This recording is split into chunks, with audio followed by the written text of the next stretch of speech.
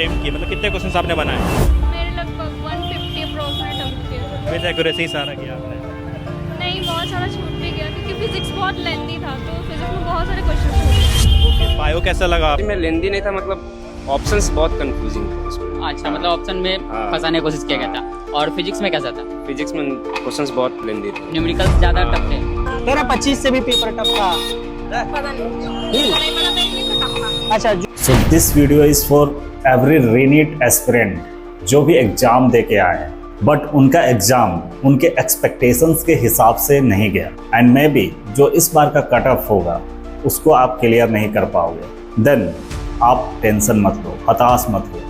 मैंने इस एग्ज़ाम को 2019 में दिया था फर्स्ट टाइम 12th के साथ, और मैंने कट ऑफ को क्लियर नहीं कर पाया था। 335 मार्क्स आए थे। आफ्टर दैट मैंने 2020 में भी दिया, बट उस साल भी मैंने कट ऑफ को क्लियर नहीं कर पाया क्योंकि उस साल कोविड आ गया था। बट ये तो एक बहाना है अपने आप को दिलासा देने के लिए कि कोविड आ गया था इसलिए मेरा एग्ज़ाम क्लियर नहीं हुआ। बट कहीं ना कहीं मुझे पता है कि मैंने भी कुछ गलतियाँ की जिसके वजह से एग्ज़ाम क्लियर नहीं हुआ। एंड आफ्टर दैट आप सोच रहे होंगे कि नेक्स्ट साल आपका सिलेक्शन हो गया होगा सेकेंड ड्रॉप में। देन ब्रो 2021 में भी मेरा सिलेक्शंस नहीं होता है। सो मैंने इस एग्ज़ाम को 3 बार दिया और तीनों बार हार गया। फर्स्ट अटैम्प्ट में 335 मार्क्स, सेकेंड अटैम्प्ट में 452 मार्क्स एंड थर्ड अटैम्प्ट में 497 marks with all India rank of 85,000। और फर्स्ट अटैम्प्ट की रैंक थी हमारी 2,30,000। वहाँ से जब मैं 85,000 पे आया तब मुझे बहुत ही ज़्यादा खुशी मिली थी। मैंने इस एग्ज़ाम को क्रैक नहीं किया था, बट फर्स्ट टाइम मैं किसी एग्ज़ाम में जहाँ पे 19-20 लाख बच्चे बैठ रहे हैं, उस एग्ज़ाम में मैंने 1 लाख के नीचे रैंक लाया, 85,000। मतलब मैं 20 लाख बच्चों को पीछे छोड़कर 85,000 बच्चों में आया। ये मुझे इमेंस खुशी दी थी और इस खुशी को मैं आज भी सेलिब्रेट करता हूँ। सो आप ये मत सोचो कि आपका सिलेक्शन होगा तभी आप खुश रहोगे। जब भी आप खुश रहने का क्राइटेरिया बना दोगे कि मैं सक्सेसफुल होऊंगा तब खुश होऊंगा, देन आप लाइफ में कभी खुश नहीं रह पाओगे, क्योंकि सक्सेस बस 1 दिन के लिए आती है, 2 दिन के लिए आती है। उसके बाद अगला दिन से फिर से तुम्हें मेहनत करनी होती है। अब आप सोच रहे हो कि मेरा सिलेक्शन हुआ कि नहीं, तो भाई मेरा सिलेक्शन हुआ कि नहीं और मेरा क्या स्टोरी थी इसको मैं वीडियो के एंड में बताऊंगा। बट उससे पहले मैं आप लोगों से बात करना चाहता हूँ कि अभी आप लोग क्या फील कर रहे हो री-NEET देने के बाद। सारा फीलिंग्स को कमेंट सेक्शंस में लिख दो, जो भी आप फील कर रहे हो।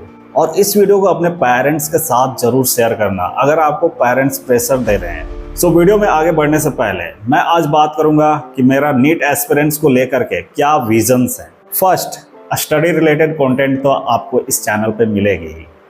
उसके बाद हेल्थ रिलेटेड कंटेंट मिलेगी। हेल्थ बहुत ज़्यादा मैटर करता है किसी भी नीट एस्पिरेंट्स के लिए। मेरा एक दोस्त था जिसका एग्जाम इसलिए क्लियर नहीं हो पाता था क्योंकि वो इतना ज़्यादा एंजाइटी या स्ट्रेस ले लेता था नीट एग्जाम से पहले कि वो पूरा डर जाता था और डर के कारण वो पूरा एग्जाम खराब करके आ जाता था। ऐसा नहीं कि उसका मॉक टेस्ट में खराब मार्क्स आते थे, उसके मॉक टेस्ट में 640, 650 मार्क्स भी आते थे। बट वहीं नीट एग्जाम में जाने के बाद वो इतना ज़्यादा प्रेशर्स लेता था, स्ट्रेस लेता था कि उसका एग्जाम पूरा खराब हो जाता था। जिस वजह से मैंने सोचा है कि अब नीट एस्पिरेंट को हेल्थ रिलेटेड भी गाइडेंस देना जरूरी है ताकि आप स्ट्रेस को मैनेज कर सको, एंजाइटी को मैनेज कर सको। नेक्स्ट है communications. Communication is one of the biggest asset. अभी मैं जो आपसे बात कर पा रहा हूँ, आपसे अपना फीलिंग शेयर कर पा रहा हूँ, आप जो मुझे कमेंट सेक्शंस में अपना फीलिंग लिखोगे वो एक कम्युनिकेशंस के ही जरिया हो पा रहा है। अगर ये यूट्यूब नहीं होता तो मैं आपसे कैसे कम्युनिकेट कर पाता। So one of the greatest asset of our generation, जो हम लोग ग्रेटफुल होना चाहिए जिस चीज़ के लिए, वो है हमारा internet, YouTube. So feel blessed यार, आपको बहुत सारे चीज़ों के बारे में सीखने को मिलता है यूट्यूब से। वहीं पे आता है नेक्स्ट चीज़, डिस्ट्रैक्शंस। यूट्यूब पे बहुत सारे डिस्ट्रैक्शंस भी है, तो मैं आपको ये भी बताऊंगा कि आपको डिस्ट्रैक्शन से कैसे बचना है, कैसे अपने आप को फोकस्ड रखना है, किन सारी चीज़ों पे ध्यान देना है, किन सारी चीज़ों को इग्नोर करना है, इन सारी चीज़ों पे भी मैं बात करूंगा। नेक्स्ट है कि बहुत सारे बच्चे कंफर्ट जोन में रहते हैं जिसके वजह से वो अच्छा से प्रिपरेशन नहीं कर पाते, तो मैं आपका कंफर्ट जोन को भी ब्रेक करूंगा। नेक्स्ट चीज़ है प्रोक्रेस्टिनेशन। तो प्रोक्रेस्टिनेशन हर कोई करता है, मैं भी करता हूँ प्रोक्रेस्टिनेशंस, बट इतना ज़्यादा इस चीज़ को नहीं करना है कि जिससे आपका लाइफ अफेक्ट होने लगे, आपका जो गोल है वो अचीव ना हो। लाइक मुझे फर्स्ट अटेम्प्ट में ही नीट को क्लियर कर लेनी चाहिए थी। क्या इस एग्जाम को क्लियर करने के लिए 2 साल से ज़्यादा समय चाहिए? देन इसका आंसर है बिल्कुल नो। इस एग्जाम को क्लियर करने के लिए बस आपको 2 साल चाहिए, बट उसके लिए आपको सही प्लानिंग होना चाहिए, सही स्ट्रैटेजी होना चाहिए, सही पाथ होना चाहिए, सही स्टडी मटेरियल होना चाहिए, प्रोक्रेस्टिनेशंस नहीं होना चाहिए। अगर आप आज का काम कल पे टालोगे देन आप इस जंग में जीत नहीं पाओगे, क्योंकि इस जंग में अगर आपको जीतनी है तो आपको डेली 8 to 10 आवर्स की पढ़ाई करनी होगी। सो प्रोक्रेस्टिनेशंस को कैसे कम करना है, खत्म तो नहीं कर सकते हैं बट कम जरूर कर सकते हैं। इन सारी चीजों पे भी वीडियो आएगी। नेक्स्ट है डाइट प्लान। डाइट प्लान आपका क्या रहेगा जिससे कि आप अपना एफिशिएंसी, प्रोडक्टिविटी इंक्रीज कर सकते हो पढ़ाई में। बहुत सारे बच्चे पढ़ते वक्त थके थके फील करते हैं, तो आपका क्या होना चाहिए डाइट प्लान प्रॉपर पढ़ाई के लिए, उन सारी चीजों पे भी वीडियो आएगी। एंड 9th पॉइंट है रिलेशनशिप्स। रिलेशनशिप्स आपको कैसे मैनेज करनी है। मैं ये नहीं बोल रहा हूँ कि आपको गर्लफ्रेंड बनानी है, बॉयफ्रेंड बनानी है, इन सारी चीजों पे बिल्कुल भी ध्यान नहीं देनी। रिलेशनशिप मतलब कि आप टीचर्स के साथ आपको कैसा रिलेशंस रखना है, अपने दोस्त के साथ कैसा रिलेशंस रखना है, मदर फादर के साथ कैसे रिलेशंस रखना है। अगर आप एक हेल्दी रिलेशंस बना के रखोगे सभी से, पेरेंट्स से, टीचर्स से, फ्रेंड्स से, देन ये भी आपको बूस्टअप करती है प्रिपरेशंस में। आपका जो मेंटल हेल्थ है वो और भी अच्छा होगा। टीचर से कैसे डाउट पूछना है, मैं इन सारी चीज़ों पे फोकस करवाऊंगा इस बार। And after that 10th point है use of AI to enhance your preparations. मैं AI के बारे में बताऊंगा कि कैसे आपका AI गेम चेंज कर सकता है प्रिपरेशंस का। जो आप सोच भी नहीं सकते हो वैसा वैसा चीज़ AI क्रिएट कर सकता है। तो मैं अगले आने वाले वीडियोस में इन सारी चीज़ों पे एक एक करके बात करूंगा। तो आप चैनल को जरूर सब्सक्राइब कर लेना और इस वीडियो को लाइक करो और अपने दोस्तों के साथ जरूर से जरूर शेयर करना, ताकि उन्हें भी तो आप अपने साथ कॉलेज लेके जा सको। जय वीरू वाली दोस्ती जन्मों जन्मों तक चलनी चाहिए। सेल्फिश मत बनो। अगर जिंदगी में कुछ अच्छी मुकाम हासिल करनी है, फोड़नी है, देन अपने दोस्तों को साथ में लेके चलो। हाँ, बट वही दोस्त जो आपके माइंडसेट के साथ मैच करे, आपका थिंकिंग के साथ, आपकी सोच के साथ मैच करे। ये नहीं होना चाहिए कि आपका दोस्त शराबी है, सुट्टाबाज है और आप उसे ठीक करने की कोशिश कर रहे हो। वो आपसे कभी ठीक नहीं होगा। अगर उसे ठीक होनी होती तो वो ठीक हो जाता। खैर, उसे भी आप इस वीडियो को भेज सकते हो। अगर मेरे से हो पाएगा पॉसिबल तो मैं उसे ठीक करने की कोशिश करूंगा। एंड एट लास्ट इस चैनल पे बहुत सारे पॉडकास्ट आने वाले हैं। हाँ भाई, अपने बहुत सारे दोस्तों का स्टोरीज रिलीज करूंगा, उनके बारे में बताऊंगा, एम्बिवियस लाइफ के बारे में बताऊंगा। तो हर एक चीज, हर एक डायमेंशंस में मैं इस बार वीडियो लेके आने वाला हूँ। सो चैनल सब्सक्राइब करना जरूरी है भाई। और आपको मैं बताते हुए आज मैं बहुत ही ज़्यादा आनंदित फील कर रहा हूँ कि मेरा पहला पॉडकास्ट शूट हो चुका है, एडिट हो चुका है। वो बहुत ही जल्दी इस चैनल पर रिलीज होगा। ये देखो, हमारा पहला पॉडकास्ट शूट हो चुकी है, एडिट हो चुकी है, बस कुछ काम बाकी है, उसको मैं ख़त्म करके रिलीज करूँगा। सो मैं तो बहुत ज़्यादा एक्साइटेड हूँ इस पॉडकास्ट को लेकर के। आप एक्साइटेड हो कि नहीं? कमेंट सेक्शंस में लिखो भाई। सो इतनी सारी डायमेंशन पे मैं इसलिए बात करूँगा क्योंकि एक बच्चा का रिजल्ट सिर्फ पढ़ाई करने से नहीं आती है। उसका रिजल्ट हेल्थ पे डिपेंड होती है, कम्युनिकेशंस पे डिपेंड होती है कि आप टीचर से कितना अच्छा से बात कर पा रहे हो, रिलेशनशिप्स आपके मदर फादर के साथ कैसा है, आपको कैसे मैनेज करनी है, आपके फ्रेंड्स के साथ रिलेशनशिप्स कैसा है, वो आपको हेल्प करते हैं कि नहीं, आपका एक हेल्दी स्टडी ग्रुप है कि नहीं, इन सारी चीज़ों पे डिपेंड करती है।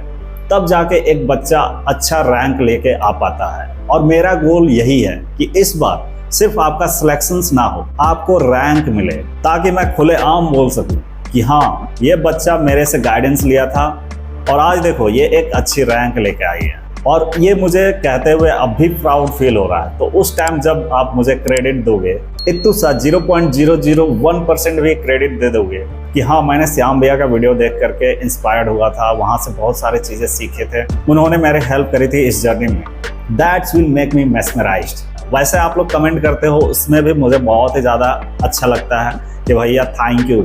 जैसा कि एक पिछला कमेंट था मेरे एक वीडियो पे कि मेरा नेट फर्स्ट टाइम है, मतलब रीनेट, प्रिपरेशन तो ठीक है पर बहुत डर लग रहा था, लेकिन thank you, at the end relax feel हुआ आपकी बातों से। पहले डर लग रहा था थोड़ा, बट अब आइडिया मिल गया है कि कैसे क्या करना है। ऐसे कमेंट है जो मुझे इंस्पायर्ड करती है, मोटिवेट करती है और भी अच्छा वीडियो आप लोगों के लिए बनाने के लिए। सो थैंक यू भाई, तहे दिल से आपको भी। इस वीडियो को आप जब पसंद करते हो, लाइक करते हो, मुझे भी बहुत ज़्यादा इंस्पायर्ड फील होती है। So back to the story. मेरा 2021 में नीट क्लियर नहीं हुआ, 497 मार्क्स आए। उसके बाद मैंने सोचा ये मेरा लास्ट ड्रॉप होगा, इसके बाद मैं और कोई ड्रॉप नहीं लूँगा। अगर इस बार मेरा नीट क्लियर नहीं हुआ देन मैं चुपचाप किसी दूसरे कोर्स में एडमिशन्स ले लूँगा और मैं लाइफ भर में कभी भी रिग्रेट फील नहीं करूँगा कि मैंने इस कोर्स को लिया। मैं उस कोर्स में ही अपना एक अलग पहचान बनाऊँगा, डिफरेंट लेवल पे लेके जाऊँगा। बट शायद नेचर ने हमारी इस बात को, मैनिफेस्टेशंस को सुन ली और अगले ही साल 2022 में मैं इस एग्ज़ाम को क्रैक कर देता हूँ। हाँ, मेरे टॉप 1000 में रैंक तो नहीं आए, बट मुझे एक गवर्नमेंट मेडिकल कॉलेज में अलॉटमेंट मिली। ये मेरे लिए one of the best feeling थी अभी तक की लाइफ की, और इस फीलिंग ने मुझे एक अलग पहचान दी कि अब मैं एक डॉक्टर बनने वाला हूँ। और आज भी जब मैं उन दिनों को याद करता हूँ तो मुझे बहुत ही ज़्यादा मोटिवेशन मिलती है, इंस्पायर्ड होता हूँ कि क्या मैंने मेहनत की थी लास्ट 1 ईयर में। मैं आपको एक सच्ची बात बता दूँ, मैंने कोई भी स्मार्टफोन को अपने पास नहीं रखा था। अगर यूज करता था तो दूसरों का स्मार्टफोन यूज करता था, वो भी 1 या 2 घंटे के लिए पूरा दिन में। उसके अलावा मैंने स्मार्टफोन को सेक्रीफाइस कर दिया भाई कि मुझे नहीं रखना है, मुझे इस गोल को किसी भी हालत में इस साल अचीव करना है। और एट द एंड क्या होता है, अचीव कर लेता हूँ। बहुत सारे स्टोरीज है मेरे पास जो कि मैं आप लोगों को सुनाना चाहता हूँ, बट मैं धीरे धीरे करके सुनाऊंगा। ये वीडियो आज बहुत ही ज़्यादा लंबा हो गया है। सो जो भी बच्चों का आज एक्सपेक्टेशंस के हिसाब से एग्जाम नहीं गया है, देन आप हताश मत होना। मेरी स्टोरी से उम्मीद करता हूँ थोड़ा सा आपको इंस्पिरेशंस मिली होगी। देखो, लाइफ में तुम सक्सेसफुल इस एग्जाम को क्रैक करके ही नहीं बनोगे। हमारे अलख पांडे सर भाई, वो मेरे लिए सबसे बेस्ट इंस्पिरेशंस हैं। उन्होंने सिर्फ 12th तक पढ़ाई की है, उसके बाद कॉलेज को ड्रॉप आउट कर दिया और फिर उन्होंने जो कारनामा किया है, $1 बिलियन की कंपनियां बना दी भाई। बट ये $1 बिलियन कंपनियां तो उनको बहुत दिनों बाद मिली। उससे पहले उन्होंने यूट्यूब पे लाखों बच्चों के दिल जीत लिए भाई।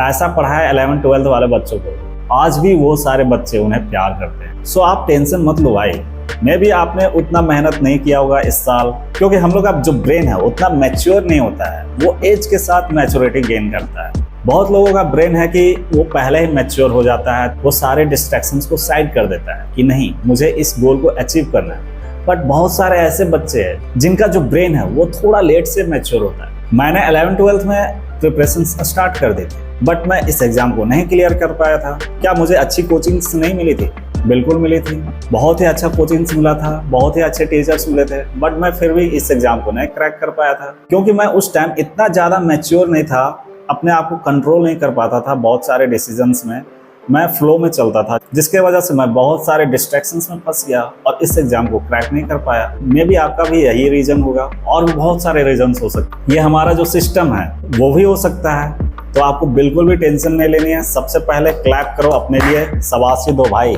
तूने इस एग्जाम को बैक टू बैक 2 बार दी और ये आपके लिए बहुत बड़ी अचीवमेंट है। इतना ज़्यादा मेंटल प्रेशर होता है एक बच्चे के ऊपर कि मुझे इस एग्जाम को क्रैक करना है। दिन रात सुबह शाम हर वक्त बस यही सोच रहे हैं कि किसी भी हालत में मुझे इस एग्जाम को क्रैक करना है। ना जाने आपने कितने सारे सेक्रीफाइसेस की होगी, भैया दीदी के शादी में नहीं गए होंगे, एक टेबल पे एक कोना में बैठ करके ना जाने कितने दिनों से आप मेहनत कर रहे होंगे। उसके बाद एक न्यूज़ आता है कि आपका एग्जाम रद्द हो चुका है, अब आपको फिर से एग्जाम देनी पड़ेगी। तो ये सिचुएशंस को आपने इतना अच्छा से हैंडल किया है, ये एक काबिलियत तारीफ है।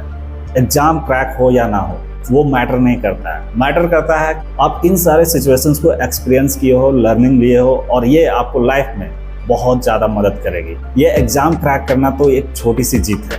लाइफ की अभी बहुत सारी परीक्षाएं आएंगे, कभी भी जीत परमानेंट नहीं होती भाई, आपको अगला दिन फिर से काम करना होगा। सो जो बच्चे इस साल प्रिपरेशन करेंगे उनको ऑल द बेस्ट, और जो बच्चे सोच रहे हैं कि अब मुझे किसी और पाथ में, किसी और लाइन में, किसी और डायरेक्शंस में काम करनी है, देन आपको भी ऑल द बेस्ट। आप भी अच्छा करोगे लाइफ में। जरूरी नहीं है कि आप नीट एग्जाम को क्रैक करके ही सक्सेसफुल बनोगे, डॉक्टर बन के ही सक्सेसफुल बनोगे। मैंने अलग सर की एग्जाम्पल दी इसलिए ताकि आप इंस्पायर्ड हो। उनसे बड़ा रिवॉल्यूशंस कोई नहीं लाया है, तो आप भी नेक्स्ट हो सकते हो। बस आपको मेहनत करने की आदत होनी चाहिए। सो जल्दबाजी में कोई भी डिसीजंस मत लेना कि मुझे ड्रॉप लेना है कि नहीं। इसके लिए आप 1-2 सप्ताह कहीं घूमने के लिए जाओ, भैया दीदी के ही यहाँ चले जाओ, कोई नानी घर चले जाओ, कहीं पे भी जाओ, थोड़ा रिलैक्स करो, माइंड को थोड़ा सोचने का समय दो, उसके बाद आप एक अच्छे डिसीजंस लेना। So love you. आपने इस वीडियो को यहाँ तक देखा उसके लिए बहुत बहुत शुक्रिया। मिलते हैं नेक्स्ट वीडियो में, तब तक के लिए जय हिंद, जय भारत, स्वस्थ भारत।